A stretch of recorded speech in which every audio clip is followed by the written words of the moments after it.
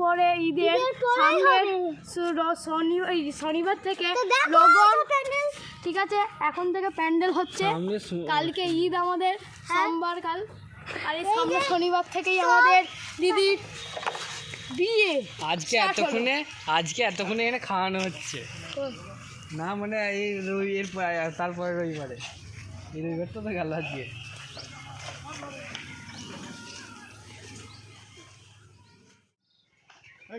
যাবে রে